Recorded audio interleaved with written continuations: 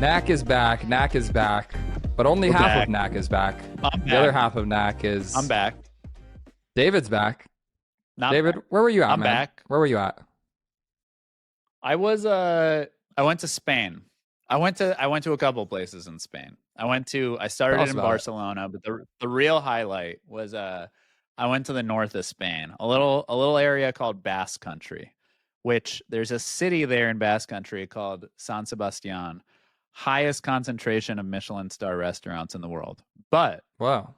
the kicker is, and I was going on, like, that was like what initially drove me to want to go there. It's supposed to have like the best food in the world. But I was doing all this research, going deep on Reddit, and everybody was saying, like, and these were like, even in the Reddit threads about the Michelin restaurants, people were like, these Michelin restaurants were great, but the best steak I had was at this like random ass restaurant over here, or like the best fish I had was at like this place. So at one point I was like, you know what? Fuck the Michelin restaurants. All these people are saying that the best food is at these other restaurants. This is just the best food on the planet.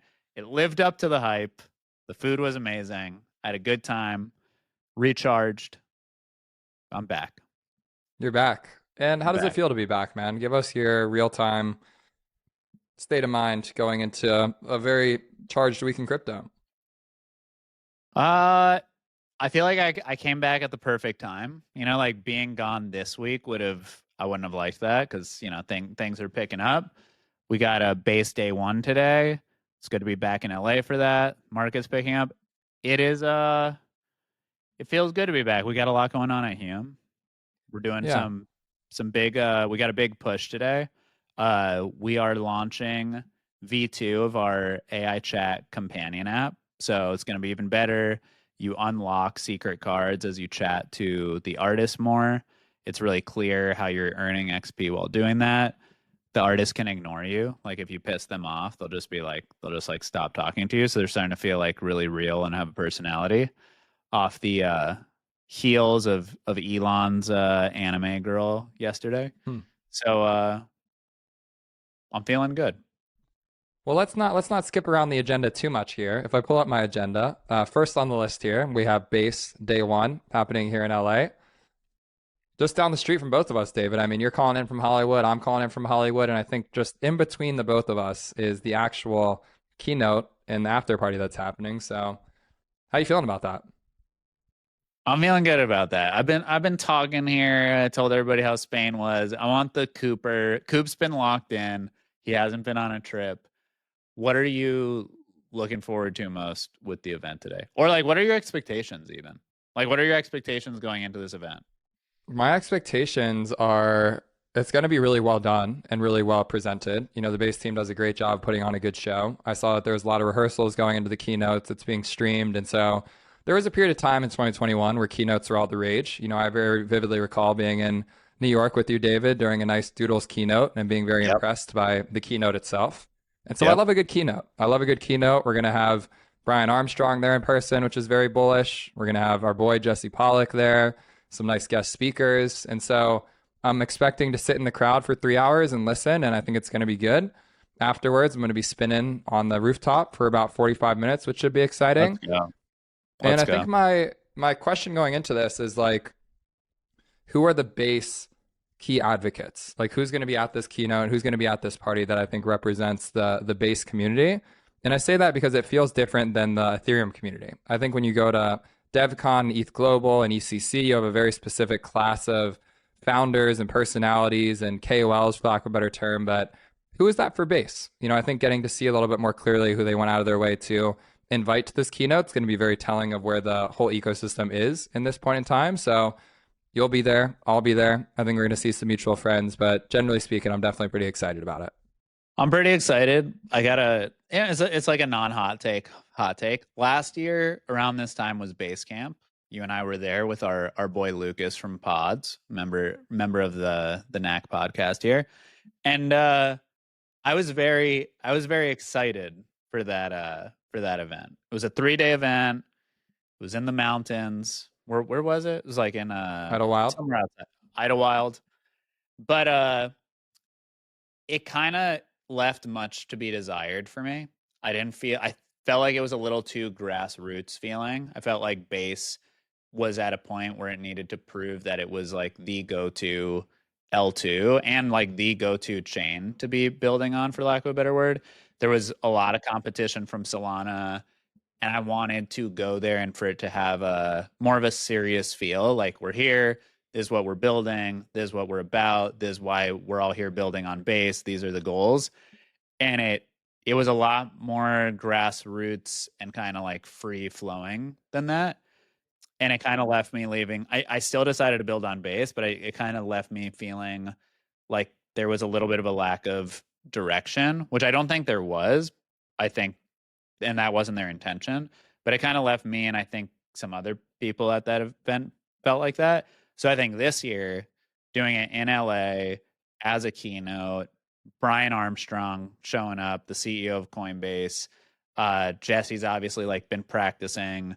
It's there's a lot more direction, and I don't out from as a viewer, it seems like there's more intention. I'm sure there was a ton of intention into, hosting 3 days in Basecamp, but this has the feel, I think, that in like the hyper competitive environment we're in, this has like the feel that you want something like this to have. So Right. I'm excited for that. I feel like it's a good step for them. And I'm excited to be there today. See what they talk about. See some familiar faces. Go into it with low expectation, high hopes. Been playing around quite a lot with the app. Shout out Jay Stoller in the background there. Bye, Jay Stoller. Legend. And we've been spending a lot of time working on this whole mini app launch, and so I'm very proud that Coop Records is one of the featured mini apps that's going live today. Hopefully we get a shout out at some point in the keynote, but a lot of work went into that, and I think that there's obviously a lot of trust going into the belief that there will be net new users and net new traffic that comes through this reskinned TBA Coinbase wallet. But I'm optimistic. I want to trust that these guys are able to get it done, able to bring some new people to the table. I think that it's kind of the start of a new chapter, and a lot of moving glaciers here when we think about the Farcasters of the world, the Base apps of the world, the Zora apps of the world. So it's going to be interesting to see how it all plays out.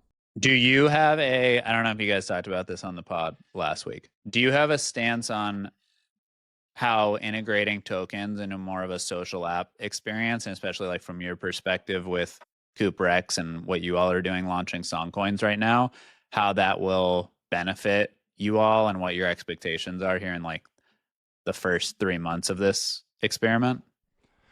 For anyone that was around during the whole like on-chain summer placement campaign, you could basically submit to on-chain registry. You would get a bunch of traffic to like their homepage. People would collect it to get some points. And so we definitely saw an uptick in traffic at that point in time from collectibles. Even today, we actually had like 200 new mints come into this Felly song because it was just featured in the Coinbase Wallet app previously. And so I think that if there is, look, I'll just call it how it is. If there's an incentive system in place that gets people to want to come and spend time in the app and trade and interact and swap, we'll see an uptick.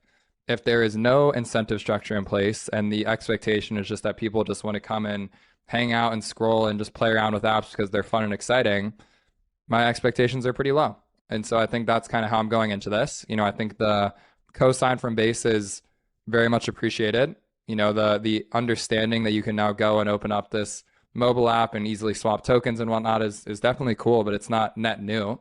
I think all of us have been around on Farcaster for last couple of years. We got the Farcaster wallet. We kind of understand this intention of like do on-chain actions in a mobile feed. And so that doesn't feel like a net new primitive to me. I think it's more a question of distribution.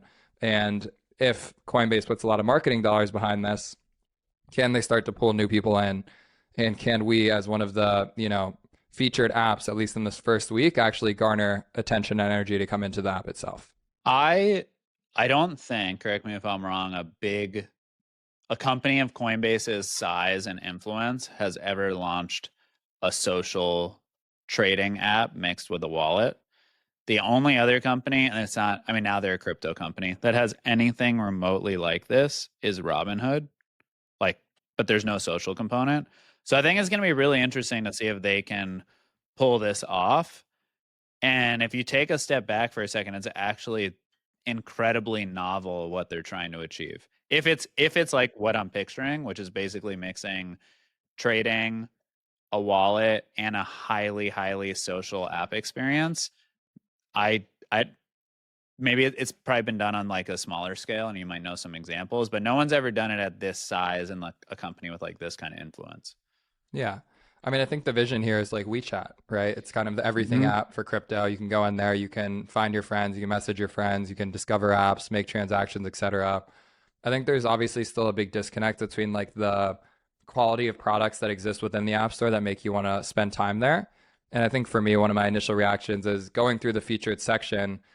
There's so much variety in what's being offered that there almost feels difficult to know what to do once you get in there. And I think Mm-hmm. that, having Farcaster plugged in under the hood, having Zora plugged in under the hood, where every post that's on the app is now a coin, having the ability to browse and discover new mini apps and whatnot, the framing is all there. I think that there's going to be a lot of work that goes into go to market and user acquisition. But, at least the way that we think about it is we used the launch today as a forcing function to get coins out the door at Coop Records.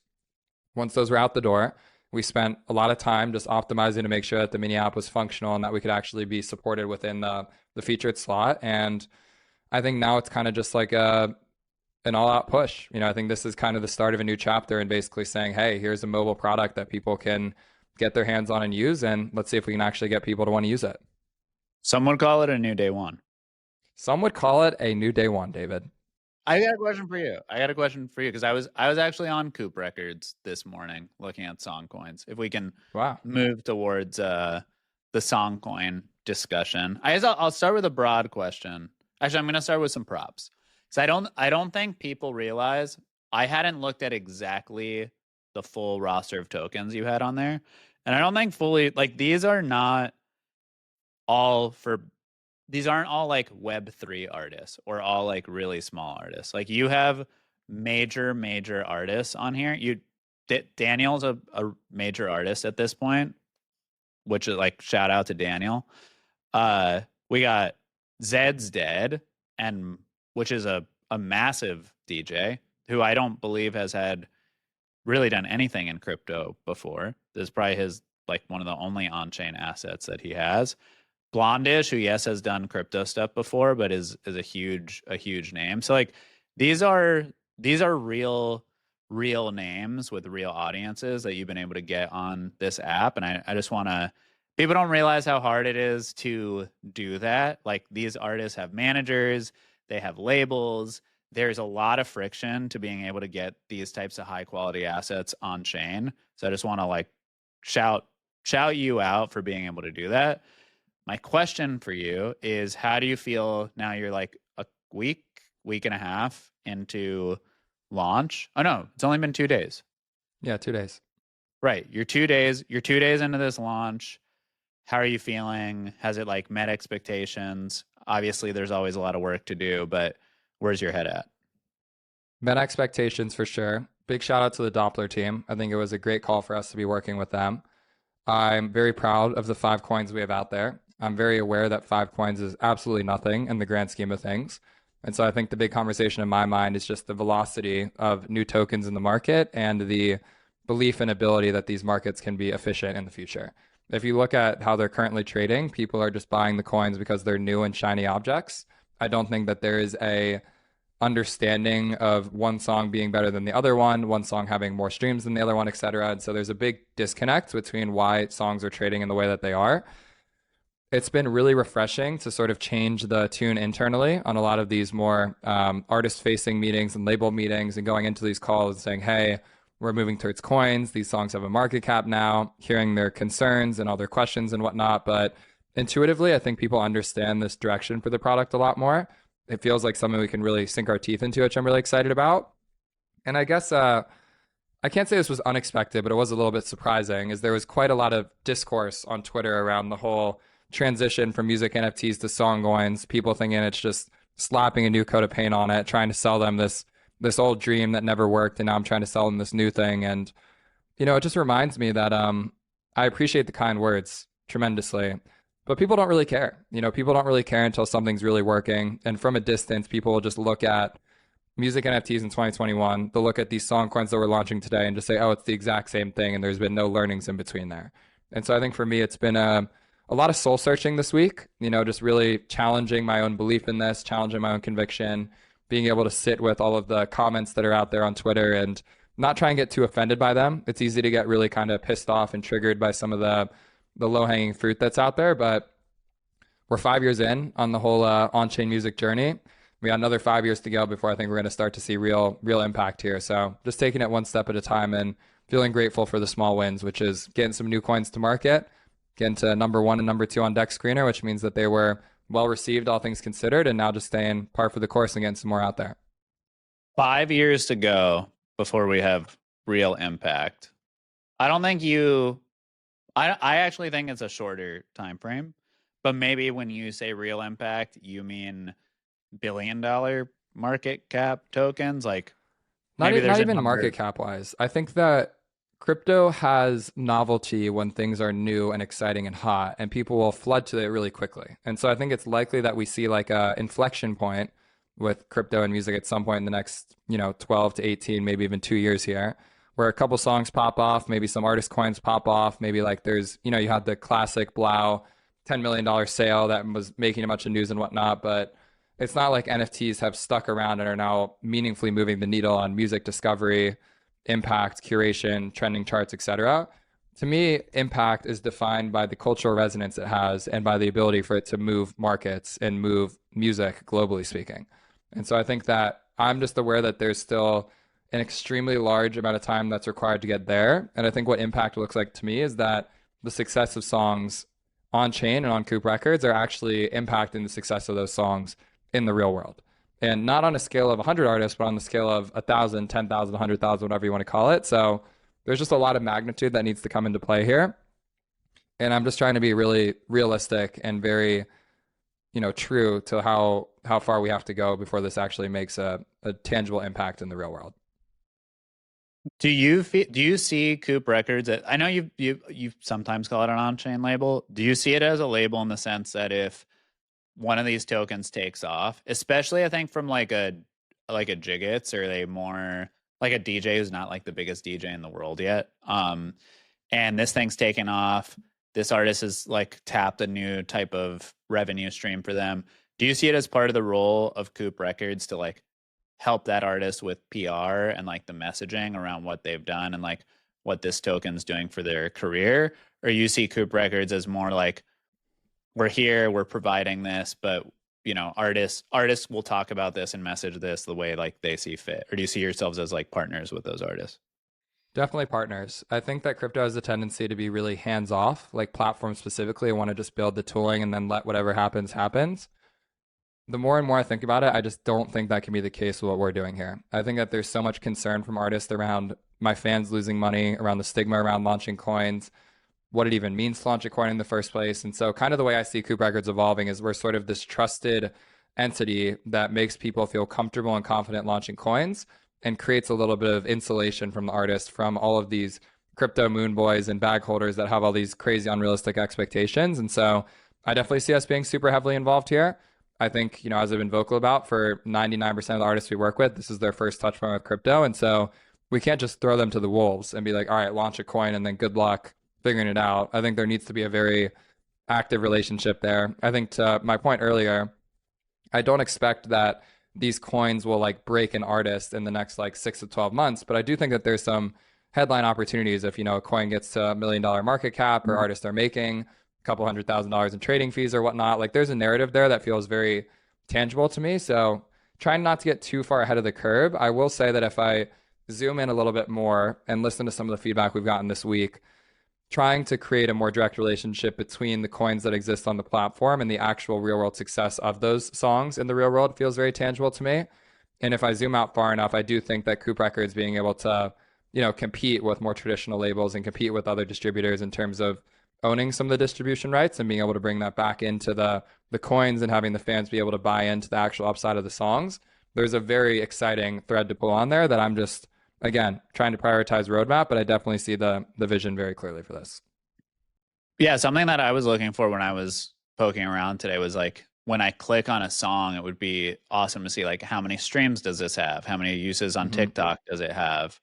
I guess those would be the two main things. And then people being able to have like some metrics for like when you're looking at a token, like if you're looking at a meme coin, you're looking at volume, you're looking at holders. Holders is a Yep. big thing. You're looking at market cap. And I think like what's that equivalent of metrics like holders for a song token? Obviously, Hmm. holders is interesting, but It's like how do you fans. measure? Yeah, I think what are the variables just people need to look at when they're trying to like decide if they're going to buy a song token? And I think giving people those, you're probably planning on this probably coming out in an upcoming release, but like, okay, here are the metrics that matter. This is what you need. This song has this amount of streams. This other one has this. Which one's underpriced? Yep. Exactly. That's like number one on our roadmap right now is just more information fidelity around the success of these songs in the real world. I would say spending a lot of time looking at the whole ZK TLS world. So basically being able to offer rewards for off-chain action. So for example, pre-saving a song on Spotify, being able to make a video of that song on TikTok, etc. What's funny is that these are all concepts that we've had for a long time and even taken some previous attempts at in past products and whatnot. But I think what I'm most confident about is that this foundation we have now allows us to really iterate and build on top of that in a very substantial way. I think everything in the past felt a little bit more like a one-off experiment or let's kind of see what works, but the presentation is very clear now, the foundation is very clear now, and now it's just kind of layering on top of that and whittling it down into something that feels very intuitive to someone who couldn't care less about crypto.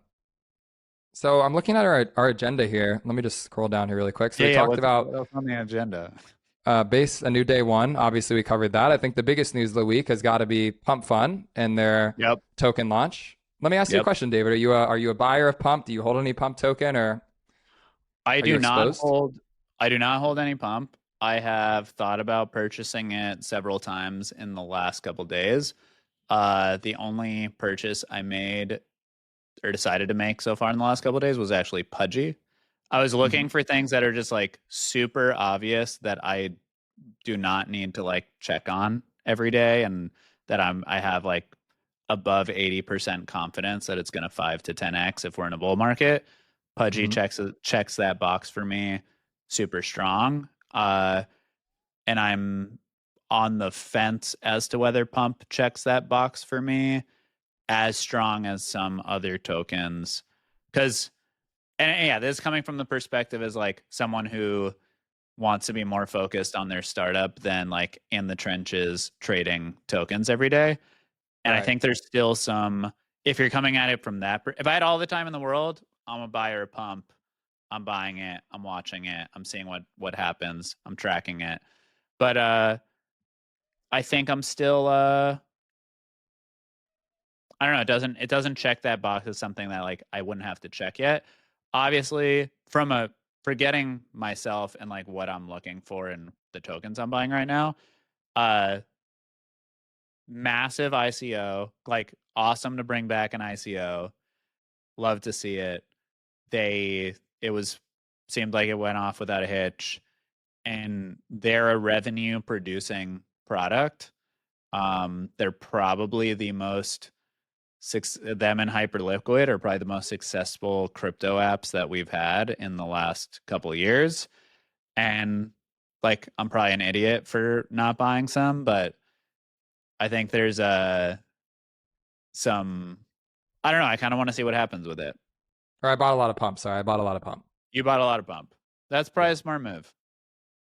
bought a lot of Pump. Bought a lot of Pudgy. Got a lot of hype. We're letting our bags cook. We're feeling cozy. We're feeling cozy here.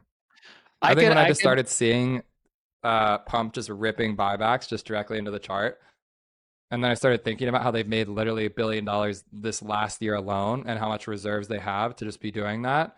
You almost got to ask yourself if you're like the Pump CEO, like, is he just sitting there with a wallet that has $1 billion in it and just being like, yeah, screw it. Let's just rip 50, $100 million worth of buyback every day. Yeah. No, I actually saw that. Was that yesterday? And that started to Hmm. like change. When I saw that, I was like, wait, if they're gonna do buybacks, that kind of like changes this for me. So anyway, we'll see. I could come on this pod next week and be a big pump holder. Yeah, we'll see what happens. It's a cozy bag. It's a cozy bag. I will say, looking at this agenda here, there's a pretty interesting partnership that came out this week. Believe and WAP, two apps that we've talked about quite extensively on the podcast here. Let me go ahead and just pull that up so we can see what we're talking about here. But from a high level, I thought that this was very exciting news. I'm a big believer, no pun intended. I am also a big proponent of WAP and think that it's a really, really awesome product and something that I highly recommend everyone check out. And the two kind of joined forces. And I thought that that was very, very interesting. So let's see if I can share my screen here. Might be having a little trouble. 1 second here, David. Believe in WAP is now live. WAP creators can now launch a coin for their community directly from their WAP page. Communities are the heartbeat of any project, and WAP has become the go-to platform. WAP will soon roll out integration that lets creators add real utility to your coin, like token gated WAPs and more. This, to me, makes so much sense. For those who don't know, WAP is basically a platform that allows you to incentivize content creation, amongst other things that you can do on the platform. That is what I would say is the primary one. Basically, what we're going to have happen now is that you can be rewarded in a coin for creating content around a creator that you believe in. I think that it makes perfect sense. I see the vision very, very clearly here. I can't say that I've seen any believed XWAP tokens trading in the market currently, or at least ones that have good legroom, but I think this is a massive partnership and something that I'm very, very excited about. I haven't seen any massive tokens come out of it, but when I saw this, much like the Robinhood announcement, I was like, this is one of the most real partnerships that has ever happened in crypto. And we are way out of the era of like crypto partnerships not mattering. Yep. I think this matters a lot. Coop, I'm looking at the agenda here, and you and I have an event to go to. And I got some things to finish up before I go to that event. You probably have some things to get ready for before that event. It might be time to call it a day. This has been a half NAC episode. Half of NAC is here. The other half will return. David, appreciate you hopping on, man. And I will see you at day one in a couple hours. In the meantime, if you want to collect this episode, you can do so on pods.media/.a-cartel. Shout out to our boy Lucas. Shout out to Agent Chevy, wherever he is in the world. And we'll see you guys again next week.